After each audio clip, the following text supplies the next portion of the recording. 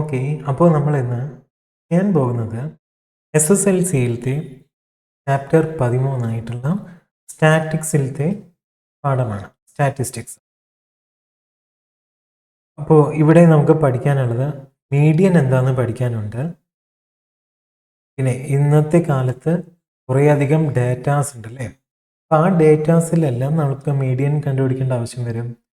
പിന്നെ ഇവിടെ നമ്മൾ പഠിക്കാൻ പോകുന്നത് ഈ ഒരു ചാപ്റ്ററിൽ മീഡിയൻ എന്താണെന്ന് പഠിക്കും, മോഡ് എന്താണെന്ന് പഠിക്കും, അതേപോലെ തന്നെ മീൻ എന്താണെന്നും പഠിക്കും. ഈ മൂന്ന് ടോപ്പിക്സ് മീഡിയൻ, മോഡ്, മീൻ, മോഡ്, മീഡിയൻ എന്താണെന്നാണ് നമ്മൾ ഈ പഠിക്കാൻ പോകുന്നത്. നമുക്ക് ആദ്യം തന്നെ ഒരു ആവറേജിനെ കുറിച്ച് സംസാരിക്കാം. ഇനി ആവറേജ് എന്താണെന്ന് എല്ലാവർക്കും അറിയാലോ. മീന് അല്ലെങ്കിൽ ആവറേജ്, നമ്മൾ പറയുന്ന മീൻ എന്ന് പറയുന്നത് ഇതിൻ്റെ വേറൊരു ആവറേജ് എന്ന് പറയുന്നത് മീനിൻ്റെ വേറെ പേരാണ്. ഓക്കെ, ആവറേജും മീൻ എന്ന് പറയുന്നത് ഒന്ന് തന്നെയാണ്. Is a common way to summarize a set of number. ഒരു സെറ്റ് ഓഫ് നമ്പേഴ്സ് തന്നിട്ടുണ്ടെങ്കിൽ അതിനൊന്ന് സമ്മറൈസ് ചെയ്ത് പറയാൻ വേണ്ടിയിട്ടാണ് മീനും ആവറേജും ഉദ്ദേശിക്കുന്നത്. നമ്മൾ മീൻ കൊണ്ട് എന്ത് ഉദ്ദേശിക്കുന്നത്? It gives us a single value that represents a group general state. ഒരു ഗ്രൂപ്പിൻ്റെ അവസ്ഥ എങ്ങനെയാണെന്ന് സൂചിപ്പിക്കാൻ വേണ്ടിയിട്ടാണ് മീൻ നമുക്ക് നൽകുന്ന ഇൻഫർമേഷൻ എന്ന് പറയുന്നത്. Consider a neighbourhood of 10 households. Here are their monthly income. ഇവിടെ 10 വീടുകൾ കൊടുത്തിട്ടുണ്ട്. 10 വീടുകളിലും ഓരോ വീടുകളിലും ഓരോ മാസത്തെ വരുമാനമാണ് കൊടുത്തിരിക്കുന്നത്. ആദ്യത്തെ 16,500, രണ്ടാമത്തെ വീട്ടിൽ 21,700, 18,600, 21,050, അങ്ങനെയാണ് ഓരോ വീടുകളിലുമുള്ള മന്ത്ലി ഇൻകം എന്ന് പറയുന്നത്. ഇനി ഇവരുടെ എല്ലാം സമ്മ് നമ്മൾ കണ്ടുപിടിക്കുകയാണെങ്കിൽ നമുക്ക് എത്ര കിട്ടും? 1,92,850 എന്ന് കിട്ടും. ഇനി നമുക്ക് ആവറേജ് അല്ലെങ്കിൽ മീന് കണ്ടുപിടിക്കണമെങ്കിൽ എന്ത് ചെയ്യണം? ടോട്ടൽ എത്രയാണ് ഇവിടെ കൊടുത്തിരിക്കുന്നത്? ടോട്ടൽ ഇപ്പോൾ നമ്മൾ കണ്ടുപിടിച്ചു. ഇതെല്ലാം കൂട്ടി കഴിഞ്ഞിട്ട് നമുക്ക് കിട്ടിയ ഒരു വാല്യൂ എന്ന് പറയുന്നത് 1,92,850. ഇനി ഇവിടെ എത്ര വീടുകളുണ്ട്? 10 വീടുകളാണ് ഉള്ളത്. അപ്പോൾ ആ ഒരു തുകയിൽ നിന്ന് 10നെ കൊണ്ട് ഡിവൈഡ് ചെയ്യുക. അപ്പോൾ നമുക്ക് കിട്ടുന്ന വാല്യൂ ആണെന്ത്? മീൻ ഇൻകം എന്ന് പറയുന്നത്. നമുക്ക് കിട്ടിയ വാല്യൂ എന്ന് പറയുന്നത് 19,285 രൂപയാണ്. ഇതാണ് ഒരു ആവറേജ് ഇൻകം, 10 വീടുകളുടെ ഒരു ആവറേജ്. ആ ഒരു ആവറേജ് ഇൻകത്തിനെയാണ് മീൻ എന്ന് പറയുന്നത്. ഓക്കെ, ഇവിടെ മീൻ ഇൻകം ഇങ്ങനെയാണ് മീന് കണ്ടുപിടിക്കാമെന്ന് മനസ്സിലായല്ലോ. സമ്മ് കണ്ടുപിടിക്കുക.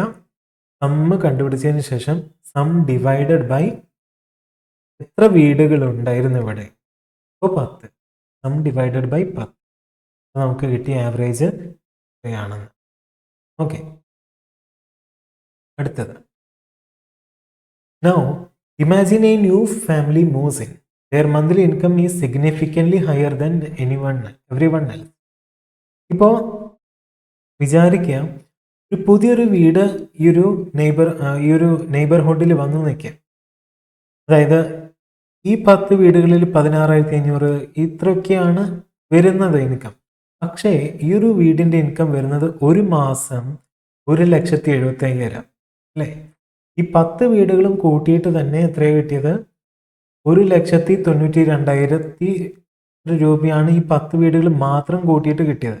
പക്ഷെ ഈ ഒരു ഒറ്റ വീടിൻ്റെ മാത്രം എത്രയായി? 1,75,000 ആയി. അപ്പോൾ ഇങ്ങനത്തെ അവസ്ഥയിൽ നമുക്ക് ആവറേജ് കണ്ടുപിടിച്ചുകൊണ്ട് കാര്യമുണ്ടോ? സോ ഇവിടെ എന്തായിരിക്കും ആവറേജിൻ്റെ അവസ്ഥ? നമുക്കൊന്നും കൂടിയും റീകാൽക്കുലേറ്റ് ചെയ്ത് നോക്കാം. 11ാമത്തെ വീടും കൂട്ടിയിട്ട് നേരത്തെ 10 വീടിൻ്റെ സം എന്ന് പറയുന്നത് 1,92,850 ആയിരുന്നു. ഇനി ഒരു പുതിയ വീടും കൂടി വന്നതുകൊണ്ട് അതിൻ്റെയും കൂടിയും സാലറി കൂട്ടി കഴിഞ്ഞാൽ നമുക്ക് കിട്ടും 3,67,850 എന്ന് കിട്ടും. അങ്ങനെയാണെങ്കിൽ പുതിയ ആവറേജ് അല്ലെങ്കിൽ പുതിയ മീൻ എന്ന് പറയണത് എത്രയാണ്? 3,67,850 ഡിവൈഡഡ് ബൈ, നേരത്തെ 10 ആയിരുന്നു, ഇപ്പോൾ ഒരു വീടും കൂടി വന്നു, അപ്പോൾ 11 വീട്. 11 എന്ന് ചെയ്താൽ നമുക്ക് കിട്ടും 33,441 രൂപ. ഇതാണോ പക്ഷേ ഓരോ വീടിനും ഉള്ള ആവറേജ് ഇൻകം? 33,000 രൂപ ഓരോ വീടിലും ആവറേജ് ഇൻകം ഉണ്ടോ? ഇല്ല. ഇവിടെ 33,000 ഉണ്ടോ? ഇല്ല. 16,000 ഉള്ളൂ അല്ലേ? ഇനി അടുത്തത്, ഇവിടെ 21,000 ഉള്ളൂ.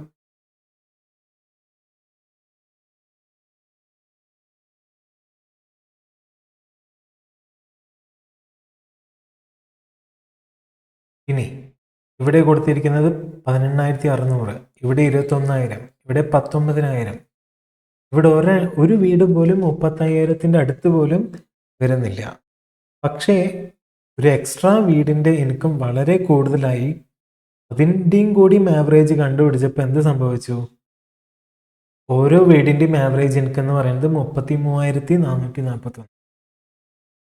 അതായത് ഇതിൻ്റെ അർത്ഥം എന്താണ് ഉദ്ദേശിക്കുന്നത്? നമ്മുടെ പുതിയ മീൻ, ഇപ്പോൾ കണ്ടുപിടിച്ച പുതിയ മീൻ എന്താ സൂചിപ്പിക്കണത്? എല്ലാവരുടെയും ഇൻകം 33,441 രൂപയുടെ അറൗണ്ട് ഉണ്ടെന്നാണ് സൂചിപ്പിക്കുന്നത്. ഈ ഒരു തുക എന്ന് പറയുന്നത് ഓരോ വീടിൻ്റെ ഇൻകത്തിൻ്റെ ഡബിളാണ്, ഏകദേശം ഡബിളാണ് അല്ലേ? അപ്പോൾ നമുക്ക് ഈ ഒരു വാല്യൂ തരുന്നത് എന്താണ്? ഒരു മിസ്ലീഡിംഗ് ആണ്, അല്ലെങ്കിൽ ഒരു റോങ് ആയിട്ടുള്ളൊരു ഇംപ്രഷനാണ് നമുക്ക് തരുന്നത്. അപ്പോൾ എങ്ങനെ കൃത്യമായിട്ട് അതിൻ്റെ സെൻറ്റർ കണ്ടുപിടിക്കാം? ഇവിടെയാണ് മീഡിയൻ്റെ ആവശ്യം വരുന്നത്. ഇങ്ങനത്തെ കേസുകളിൽ മീഡിയൻ ആണ് ഉപയോഗിക്കാൻ പറ്റുള്ളൂ. അപ്പോൾ സാധാരണ മാത്തമാറ്റിക്കൽ ആവറേജ് പകരം മീഡിയൻ ആണ് നമ്മളിവിടെ നോക്കുക. മീഡിയൻ എന്നുകൊണ്ട് ഉദ്ദേശിക്കുന്നത് ശരിക്കുള്ള മിഡിൽ പോയിന്റിനെയാണ്, ഫിസിക്കൽ മിഡിൽ പോയിന്റിനെയാണ് ഉദ്ദേശിക്കുന്നത്. ഡാറ്റയിൽ കൊടുത്തിരിക്കുന്ന ഫിസിക്കൽ ആയിട്ടുള്ള മിഡിൽ പോയിന്റ്. ഈ value, it is the value that separates the higher half from the lower half. വലിയ തുകയിൽ നിന്നും ചെറിയ തുകയിൽ നിന്നും സെപ്പറേറ്റ് ചെയ്ത് നിൽക്കുന്ന വാല്യൂ ആണിത്. ഇനി the median is powerful. Median എന്ന ഈ ഒരു മെത്തേഡാണ് പവർഫുൾ ആയിട്ടുള്ള മെത്തേഡ്. കാരണം എന്താണ്? Because it is not affected by extremely large or small values. വലിയ വാല്യൂ വന്നാലും ചെറിയ വാല്യൂ ആയാലും ഈ മീഡിയൻ എന്ന് പറയുന്ന മെത്തേഡിനെ എഫക്റ്റ് ചെയ്യില്ല. It only cares about the order of the numbers, not their magnitude. നമ്പറിൻ്റെ ഓർഡറിനനുസരിച്ചാണ് ഈ ഒരു മെത്തേഡ് വർക്ക് ആവുന്നത്, അവരുടെ വലിപ്പത്തിനനുസരിച്ചിട്ടല്ല. അപ്പോൾ ഇവിടെ കാണാം, ഇവിടെ ഇപ്പോൾ ഏറ്റവും ചെറിയ വാല്യൂവും ഇവിടെ ഏറ്റവും വലിയ വാല്യൂമാണ്. ഇനി ഇവയ്ക്ക് നടുവിലുള്ള ഈ ഒരു ഭാഗമാണ് നമ്മളുടെ മീഡിയൻ എന്ന് പറയുന്നത്. മീഡിയൻ അല്ലെങ്കിൽ മിഡിൽ വാല്യൂ എന്ന് പറയും. അപ്പോൾ വാല്യൂ ചെറുതായതുകൊണ്ടോ വാല്യൂ വലുതായതുകൊണ്ടോ മീഡിയൻ എന്ന് പറയുന്ന മെത്തേഡിനെ എഫക്റ്റ് ചെയ്യുന്നതല്ല.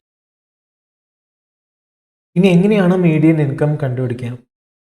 മീഡിയൻ ഇൻകം കണ്ടുപിടിക്കാനായിട്ട് നമുക്ക് തന്നിരിക്കുന്ന, ഇപ്പോൾ നമ്മൾ 11 വീടിൻ്റെ മീഡിയനാണ് കണ്ടുപിടിക്കുന്നത്. അപ്പോൾ 11 വീടിൻ്റെയും ഇൻകം എന്ന് പറയുന്നത് ചെറുതിൽ നിന്ന് വലുതിലേക്ക് എന്ന രീതിയിൽ ഓർഡർ ആക്കി വെക്കണം. നേരത്തെ ഞാൻ പറഞ്ഞിരുന്നു, മീഡിയൻ എന്ന് പറയുന്നത് ഓർഡർ മാത്രമാണ് ഇത് കെയർ ചെയ്യുള്ളൂ. അതായത് ആ ഒരു നമ്പറിൻ്റെ ഓർഡർ മാത്രം കൃത്യമായാൽ മതി. അതിൻ്റെ എത്ര വലുതായാലും ചെറുതായാലും അതിൻ്റെ ഓർഡർ മാത്രം ശരിയായാൽ മതി മീഡിയൻ കണ്ടുപിടിക്കാനായിട്ട്. അപ്പോൾ നമുക്ക് തന്നിരിക്കുന്ന 11 വീടുകളുടെയും ഇൻകം എങ്ങനെ അറേഞ്ച് ചെയ്യണം? അസെൻഡിങ് ഓർഡർ അല്ലെങ്കിൽ ഡിസെൻഡിങ് ഓർഡർ രീതിയിൽ അറേഞ്ച് ചെയ്യണം. ഇപ്പോൾ ഞാൻ അസെൻഡിങ് ഓർഡറിൽ ചെറുതെന്ന് വലുതിലേക്കാണ് അറേഞ്ച് ചെയ്യണത്. അപ്പോൾ ഇങ്ങനെ അറേഞ്ച് ചെയ്തിട്ട് ഇതിൻ്റെ മിഡിൽ വാല്യൂ ആയിരിക്കും എന്ത്, നമ്മുടെ മീഡിയൻ എന്ന് പറയുന്നത്. ഇവിടെ ഒരു ഡാറ്റ തന്നിട്ടുണ്ട്. ഇതാണ് ഹൗസ് ഹോൾഡിൻ്റെ ഇൻകം എന്ന് പറയുന്നത്. 11 വീടുകളുടെ ആവറേജ് ഇൻകം എന്ന് പറയുന്നത് 17,500. ഇതൊന്നും ഓർഡർ ഇല്ല. ഇനി ഇതിനെ ഞാൻ എന്ത് ചെയ്യാൻ പോവാണ്, അസെൻഡിങ് ഓർഡറിലാക്കാൻ പോവാണ്. അതായത് ഇതിൽ ഏറ്റവും ചെറുതെന്ന് പറയുന്നത് 16,500. ഇപ്പോൾ 16,500 ആദ്യം, അതിനുശേഷം 17,000, അങ്ങനെ അറേഞ്ച് ചെയ്തിട്ട് ഏറ്റവും വലിയ ഓർഡർ വരുന്ന രീതിയിൽ ആക്കി വയ്ക്കും. Okay, there are 5 income below 19,500. 19,500 താഴെ എത്ര വാല്യൂസ് ഉണ്ട്? 5 വാല്യൂസ് ഉണ്ട്. ഇനി 19,500 മേലെ 5 വാല്യൂസ് ഉണ്ട്. അപ്പോൾ 19,500 ആണ് നമ്മുടെ കൃത്യമായിട്ടുള്ള ഒരു സെൻറ്റർ എന്ന് പറയണം. ഓക്കെ, ഇവിടെ നോക്കുക. ഇവിടെ 1,75,000, 22,000, 20 ഇങ്ങനെയൊക്കെ ഉണ്ടോ? ഇങ്ങനെ ഓർഡർ ആക്കിയിട്ടാണ് നമ്മൾ ചെയ്തു വെച്ചിരിക്കുന്നത്. ഇതിൻ്റെ ഏറ്റവും മിഡിൽ പോയിന്റ് വരുന്നത് 19,500 ആണ്. 5 എണ്ണം ഇവിടെ, 5 എണ്ണം ഇവിടെ. കൃത്യം സെൻറ്ററിൽ വരുന്ന വാല്യൂ ആണ് നമ്മുടെ എന്ത്, മീഡിയൻ എന്ന് പറയുന്നത്. ഇനി ഇപ്പോൾ 11 നമ്പേഴ്സ് അല്ലെങ്കിൽ 11 വീടുകൾ ഉള്ളതുകൊണ്ടാണ് നമുക്കൊരു കൃത്യമായിട്ടുള്ളൊരു സെൻറ്റർ കണ്ടുപിടിക്കാൻ പറ്റിയത്. പക്ഷേ അങ്ങനെ ഒരു സെൻറ്റർ ഇല്ലെങ്കിൽ, അതായത് ഇവിടെ നോക്കുക, 1, 2, 3, 4, 5, 10, 11 വാല്യൂസ് ഉള്ളപ്പോഴാണ് നമുക്ക് സെൻറ്റർ കണ്ടുപിടിക്കാൻ പറ്റിയത്. പക്ഷേ ഇവിടെ ആകെ 10 വാല്യൂസ് ഉള്ളൂ. 10 വാല്യൂസ് ഉള്ളെങ്കിൽ നമ്മൾ എങ്ങനെയാണ് അതിൻ്റെ സെൻറ്റർ കണ്ടുപിടിക്കുക? ഇവിടെ ഇവൺ നമ്പറാണ്. നേരത്തെ 11 എന്ന് പറയുന്നത് ഓഡ് നമ്പറാണ്. അപ്പോൾ ഇവൺ നമ്പർ ഉള്ള കേസുകളിൽ, ഇവൺ നമ്പർ ഓഫ് ഡാറ്റാസ് ആണ് നമുക്ക് കിട്ടണമെങ്കിൽ അവിടെ 2 നമ്പേഴ്സ് ഉണ്ടാവും സെൻറ്ററിലായിട്ട്, അല്ലേ? 2 നമ്പേഴ്സ് ഉണ്ടാവും. അതായത് 1, 2, 3, 4, 1, 2, 3, 4, അല്ലേ? ഇതിൽ സെൻറ്ററായിട്ട് വരാം. അപ്പം ഇവിടെ മീഡിയം കണ്ടുപിടിക്കാനായിട്ട് നമ്മൾ എന്ത് ചെയ്യും? ഇവിടെ ആദ്യത്തെ 18,600 പ്ലസ് 19,500 അതേ ഡിവൈഡഡ് ബൈ 2 ചെയ്യും. അപ്പോൾ നമുക്ക് കിട്ടും 19,080. ഈവൺ നമ്പർ ഓഫ് ഡാറ്റാസ് ആണ് നമുക്ക് തരുന്നതെങ്കിൽ മീഡിയം കണ്ടുപിടിക്കാൻ 2 എണ്ണം കൂട്ടിയിട്ട് അതിൻ്റെ പകുതി എടുക്കാം, ഡിവൈഡഡ് ബൈ 2 ചെയ്യാം. അപ്പോൾ നമുക്ക് കിട്ടും 19,050. ഇനി ഇവിടെ നോക്കുക, മീഡിയൻ എന്ന് പറയുന്നത് 19,050 എന്ന് പറയുന്നത് എന്താണ്? നമ്മൾ ആദ്യം കണ്ടുപിടിച്ച ഒറിജിനൽ മീൻ എത്രയായിരുന്നു? 19,285. അതിന് അടുത്തല്ലേ ഈ വാല്യൂ വരുന്നത്, മീഡിയൻ എന്ന് പറയുന്ന വാല്യൂ 19,015 എന്ന് പറയുന്നത്. ഓക്കെ, അപ്പോൾ when there are no extreme outliers, the mean and median are often very similar. അപ്പോൾ വലിയ വ്യത്യാസമില്ലാത്ത ഡാറ്റാസ് ആണ്, അതായത് അതായത് ഒരെണ്ണം മാത്രം വലിയ വാല്യൂ ആയിട്ടുള്ള ഡാറ്റ അങ്ങനെ തരാത്ത അവസ്ഥയിൽ മീനും മീഡിയനും ഏകദേശം അടുത്തടുത്തായിട്ടായിരിക്കും വരിക. ഇനി ആവറേജും മീഡിയനും, അതായത് മീനും മീഡിയനും തമ്മിലുള്ള ഡിഫറൻസ് ആണ് നമ്മളിപ്പോൾ പറയാൻ പോണത്.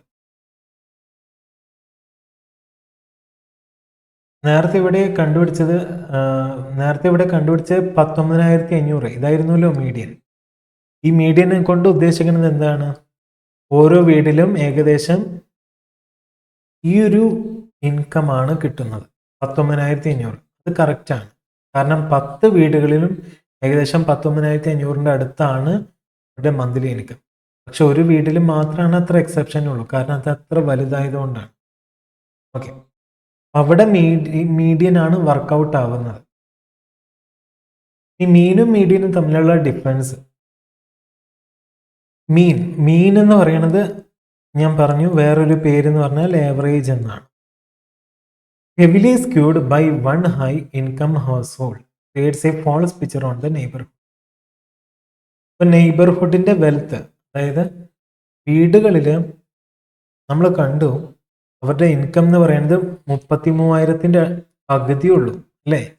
ഇതാണ് നമുക്ക് പക്ഷെ ആവറേജ് ആയിട്ട് കിട്ടിയത്. കാരണം എന്താ, ഒരു വലിയ സാലറി ഉള്ള ഒരു വീടിൻ്റെയും കൂടിയും കൂട്ടിയപ്പോൾ ആവറേജ് നമുക്ക് 33,000 ഈ ഒരു ഡാറ്റയാണ് കിട്ടിയത്. ഇത് മിസ്ലീഡിങ് ആണ് അല്ലേ?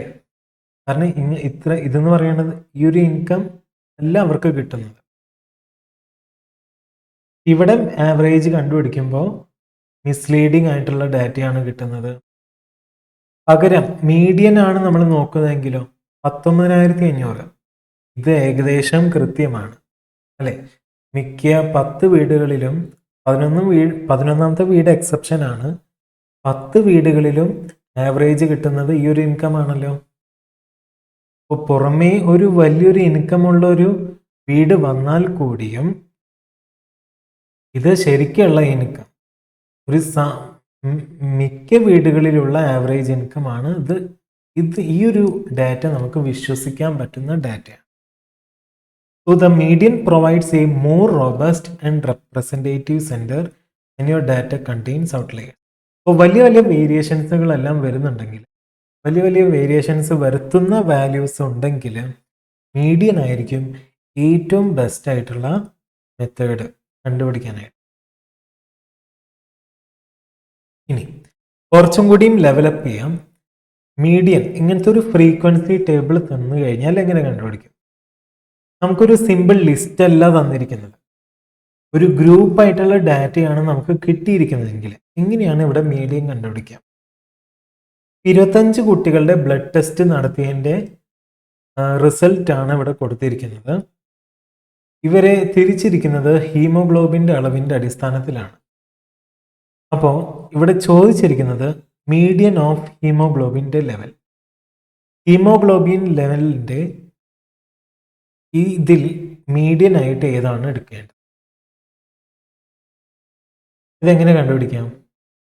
നടുവിലുള്ള കുട്ടീനെയാണ് നമുക്ക് കണ്ടുപിടിക്കേണ്ടത്. ഇനി ഇവിടെ എത്ര കുട്ടികളുണ്ട് ടോട്ടല്, അത് നമുക്ക് കണ്ടുപിടിക്കേണ്ടതായിട്ടുണ്ട്. അപ്പോൾ ഈ ഒരു ടേബിളിൻ്റെ അടിസ്ഥാനത്തിൽ ഇവിടെ 2 പേര്, ഇവിടെ 3 + 2 5, 5 + 5 10, പിന്നെ 6 + 10 16, 16 + 4 20, 20 + 3 23, 23 + 2 25, ടോട്ടൽ 25. 2 കുട്ടികളുടെ haemoglobin. Okay, total number of children കണ്ടുപിടിക്കാം.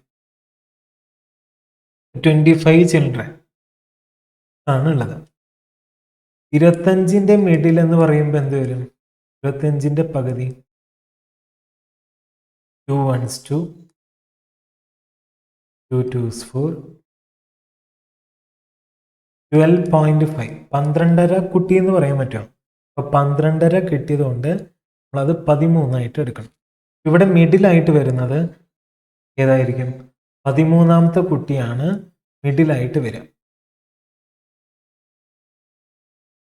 Okay, when they are lined up in order of their ഇപ്പോൾ ഹീമോഗ്ലോബിൻ ലെവലിൻ്റെ അടിസ്ഥാനത്തിൽ അവരെ നിലനിർത്തുകയാണെങ്കിൽ 13ാമത്തെ കുട്ടിയായിരിക്കും എന്ത്? നമ്മുടെ മിഡിൽ പേഴ്സൺ ആയിട്ട് വരിക. നമുക്ക് കണ്ടുപിടിക്കേണ്ടത് എന്താണ്? 13ാമത്തെ കുട്ടി ഏത് ഗ്രൂപ്പിൽ പെടുന്നു എന്നാണ് കണ്ടുപിടിക്കേണ്ടത് അല്ലേ? ഇവിടെ 13ാമത്തെ കുട്ടി ഈ തന്നിരിക്കുന്ന ഹീമോഗ്ലോബിൻ്റെ ലിസ്റ്റിൽ ഏതിൽ പെടുമെന്നാണ് കണ്ടുപിടിക്കേണ്ടത്. ഇനി ആദ്യത്തെ 2 പേര് നമുക്ക് തന്നിരിക്കുന്ന ഡേറ്റ പ്രകാരം ആദ്യത്തെ 2 പേര് എത്രയാണ് ഹീമോഗ്ലോബിൻ്റെ അളവ്? 12 ആണ്. പിന്നത്തെ 3 പേര്, അതായത് 5 പേരോ മൊത്തം, പിന്നത്തെ 3 പേരെന്ന് പറയുന്നത് ഹീമോഗ്ലോബിൻ്റെ അളവ് 12.4 ആണ്. ഇനി പിന്നത്തെ 4 പേര്, ടോട്ടല് ഇവിടം വരെ എത്ര പേരും? 10 പേരും. ഇവിടം വരെയുള്ളത് ഹീമോഗ്ലോബിൻ്റെ അളവ് 12.7. ഇനി അടുത്തത് തന്നിരിക്കുന്നത് 6 പേരാണ്. 6 പേര്, അപ്പോൾ മൊത്തം എത്ര പേരായി? 16 പേര്. ഈ 16 പേരിൻ്റെ ഇടയിലല്ലേ 13 വരിക? ഇവിടെയാണ് 13ാമത്തെ കുട്ടി വരുന്നത്.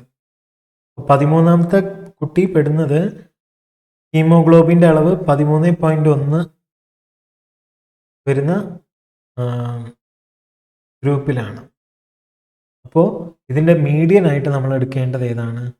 13.1 ആണ് ഇതിൻ്റെ മീഡിയൻ ആയിട്ട് വരുന്ന ഹീമോഗ്ലോബിൻ്റെ അളവ് എന്ന് പറയുന്നത്.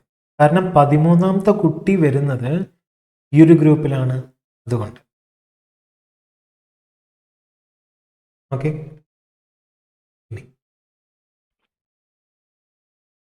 Cumulative frequency table. എന്താണ് cumulative frequency table? A cumulative frequency table helps us see the running total and quickly locate the median position. പെട്ടെന്ന് ഒരു മീഡിയൻ പൊസിഷൻ കണ്ടുപിടിക്കാനായിട്ട് സഹായിക്കുന്നത് ക്യുമുലേറ്റീവ് ഫ്രീക്വൻസി ടേബിൾ ഉപയോഗിച്ചിട്ടാണ്. ഓക്കെ, നമ്മൾ നേരത്തെ കണ്ടുപിടിച്ചു മീഡിയൻ പൊസിഷൻ എന്ന് പറയുന്നത് 13 ആണ്. Okay, so we look for the first cumulative frequency value that is greater than 30. ആദ്യം നമുക്ക് എങ്ങനെ ക്യുമുലേറ്റീവ് ഫ്രീക്വൻസി ടേബിൾ വരയ്ക്കാമെന്ന് നോക്കാം. തന്നിരിക്കുന്ന ഡേറ്റാസ് അങ്ങനെ തന്നെ വരയ്ക്കുക. തന്നിരിക്കുന്ന ആദ്യത്തെ 2 ഡേറ്റാസ് അങ്ങനെ തന്നെ വരയ്ക്കുന്നു. ഓക്കെ, അത് വരച്ചതിന് ശേഷം എന്ത് ചെയ്യണം? ഇവിടെയാണ് ക്യുമുലേറ്റീവ് ഫ്രീക്വൻസിയുടെ കോളം വരയ്ക്കേണ്ടത്. ക്യുമുലേറ്റീവ് ഫ്രീക്വൻസി ഇവിടെ 2, ഇവിടെ 2 എന്ന് എഴുതാം. ഇനി അടുത്ത ദിക്കിൽ 3, ഇവിടെ 3 കുട്ടികളാണ് എക്സ്ട്രാ. ഇവിടെ 2ന്റെ കൂടെ ഈ 2ന്റെ കൂടെ 3 കൂടിയും കൂട്ടുക, അപ്പൊ 5 എന്ന് കിട്ടും. 5. ഇനി ഇവിടെ എത്ര പേരുണ്ട്? 5 പേരാണ് ഉള്ളത്. ഈ 5 ഏതിൻ്റെ കൂടെ കൂട്ടുക? ഈ 5ന്റെ കൂടെ കൂട്ടുക. എത്ര കിട്ടി? 10 എന്ന് കിട്ടി. ഇനി ഇവിടെ എത്രയുണ്ട്? 16 ഉണ്ട്. അപ്പോൾ 10 + 6 16. ഇനി ഇവിടെ 4 കുട്ടികൾ, അപ്പോൾ 16 + 4 20. ഇനി ഇവിടെ 3 കുട്ടികൾ, 20 + 3 23. ഇനി ഇവിടെ 2 കുട്ടികൾ, 23 + 2 25. അങ്ങനെ നമുക്ക് ഇങ്ങനെയാണ് ക്യുമുലേറ്റീവ് ഫ്രീക്വൻസി എഴുതേണ്ടത്. ഇങ്ങനെയാണ് കണക്ക് കൂട്ടേണ്ടത്. ഓക്കെ,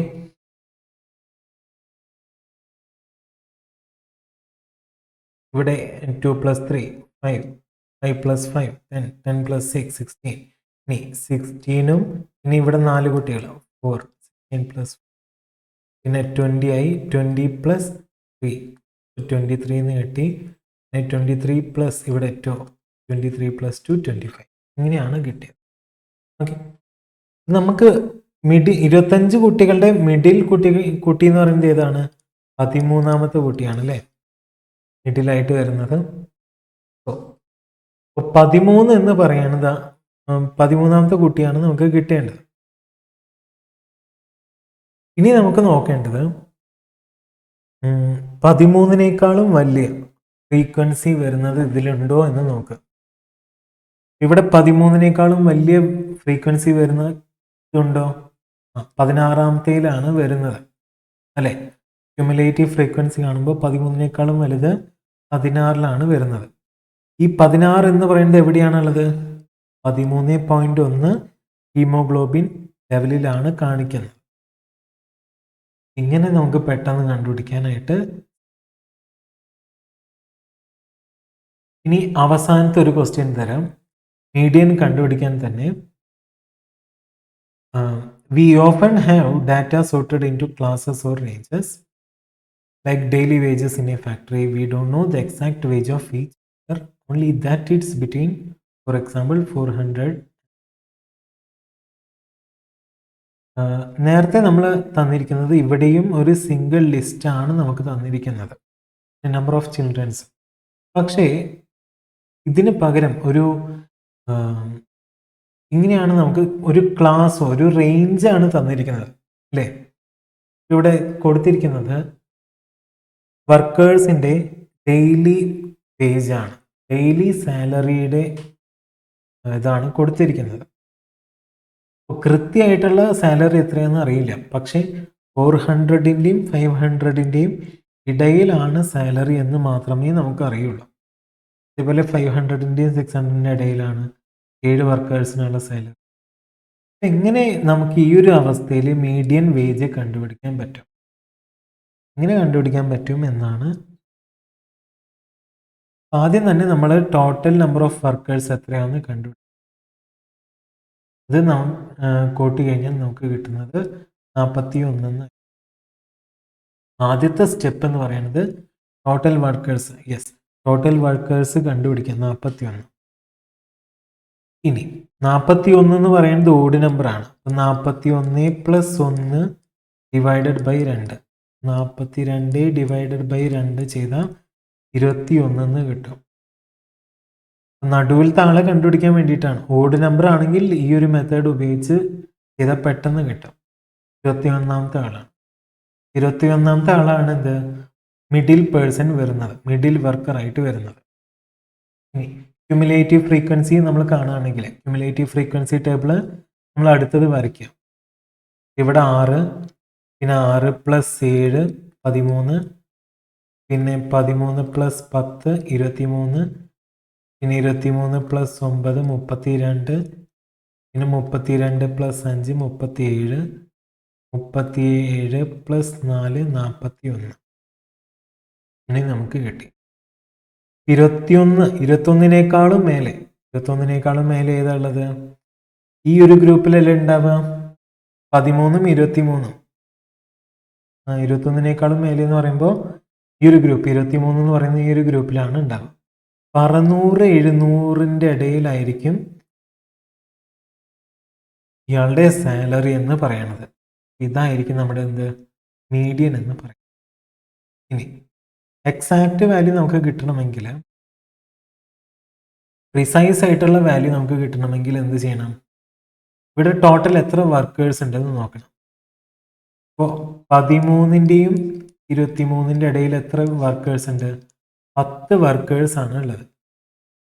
14 തൊട്ട് 23 വരെ 10 വർക്കേഴ്സ് ആണ് ഉള്ളത്. അപ്പോൾ 600 തൊട്ട് 700 വരെ ഉള്ളൊരു ക്ലാസ്സിൽ 10 വർക്കേഴ്സ് ആണ് ഉള്ളത്. അപ്പോൾ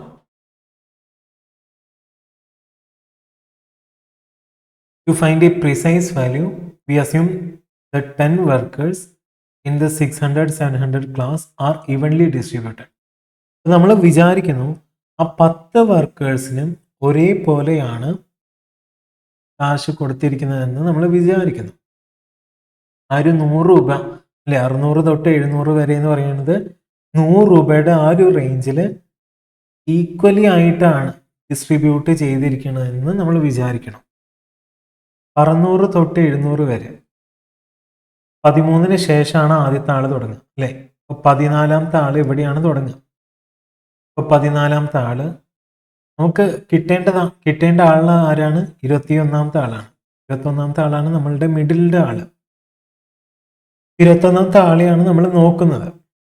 ഇതെന്ന് പറയുന്നത് 7ാമത്തെ ആളാണ് അല്ലേ. 1 2 2 3 4 1 3 യെസ്, 7ാമത്തെ 14, അതായത് we are looking for the 21st worker. This is 7th position after the 14th worker. 1 2 3 4 5 6 7. 14ാമത്തെ വർക്കറിന് ശേഷം 7ാമത്തെ ആളാണ് ആര്? 21ാമത്തെ വർക്കർ എന്ന് പറയുന്നത്. ഇനി 600 തൊട്ട് 700 രൂപയാണ് സാലറി ഡിഫറൻസ്. 100 രൂപ ഡിവൈഡഡ് ബൈ 10 വർക്കേഴ്സ് ഉണ്ട് ടോട്ടല്. ടോട്ടലല്ല, 600 തൊട്ട് 700 വരെ, 14 തൊട്ട് 23 വരെ 10 വർക്കേഴ്സ് ഉണ്ട്. 600 തൊട്ട് 700 വരെ വരുന്നത് 100 രൂപയാണ്. ഓരോ ആൾക്കാർക്കും 10 രൂപ വീതം കൂട്ടി 100 ഡിവൈഡഡ് ബൈ 10 എന്ന് പറയുന്നത് എത്രയാണ്? 10 രൂപ വെച്ചാണ് കൂടി പോകുന്നത്. ഇത് 14ാമത്തെ വർക്കറിന് എത്ര കിട്ടിയിട്ടുണ്ടോ? 600 പ്ലസ് 600 എന്ന് പറയുന്നത് ലോവസ്റ്റ് വാല്യൂ ആണ്. 14ാമത്തെ ആൾക്ക് എത്ര കിട്ടിയിട്ടുണ്ടാവും? 600 പ്ലസ് 10/2 എന്ന് പറയുന്നത് 605. നമ്മൾ മിഡിലിൽ എടുക്കാൻ കാരണം എന്താണ്? ഇവിടെ നോക്കാം.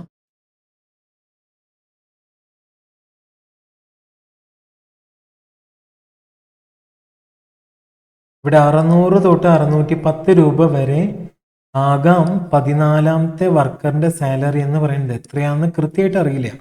അപ്പോൾ ഈ 610ന്റെ 600ന്റെയും 610ന്റെയും നടുവിലുള്ള വാല്യൂ 605, അതാണ് നമ്മൾ 14ാമത്തെ വർക്കറിന്റെ സാലറി എന്ന് വിചാരിക്കുന്നത്. അതിന്റെ മീഡിയം കിട്ടാൻ എക്സാക്ട് വാല്യൂ അറിയില്ല, പക്ഷെ അതിന്റെ നടുവിലത്തെ പോർഷൻ നമ്മൾ വിചാരിക്കുന്നു അതാണ് ആയിരിക്കുമെന്ന്. ഇതിന്റെ നടുവിലത്തെ പോർഷൻ എത്ര വരും? 615. ഇവിടുത്തെ 625, ഇവിടെ 635 അല്ലേ? അങ്ങനെ പോയിട്ട് ഇവിടെ 670ന്റെയും 680ന്റെയും നടുവായിട്ട് നമ്മൾ എടുക്കുന്നു 675 എന്ന്. നമുക്ക് എന്ത് കിട്ടി? ഇനി ഇങ്ങനെ വരച്ചൊക്കെ ചെയ്യേണ്ട ആവശ്യമുണ്ടോ? ഇല്ല. ആദ്യം 14ാമത്തെ വർക്കറിന്റെ എത്രയാണെന്ന് കണ്ടുപിടിക്കുക. അത് 605 കണ്ടുപിടിച്ചു. അതിൻ്റെ കൂടെ പ്ലസ് എന്ത് ചെയ്താൽ മതി? 14ാമത്തെ വർക്കറിന് ശേഷം എത്ര ആൾക്കാരുണ്ട്? 3, 4, 5, 6, 7 ആൾക്കാർ. 7 × 10 ചെയ്താൽ മതി. കാരണം 605, 615, 25, 35 അങ്ങനെ 10 രൂപ വെച്ചല്ലേ കൂടുന്നത്. അങ്ങനെ 7ാമത്തെ ആൾ വരെ 10 രൂപ വെച്ച് കൂടുന്നു. എത്ര വരും? 605 + 70 എന്ന് പറയുന്നത് 675 രൂപ.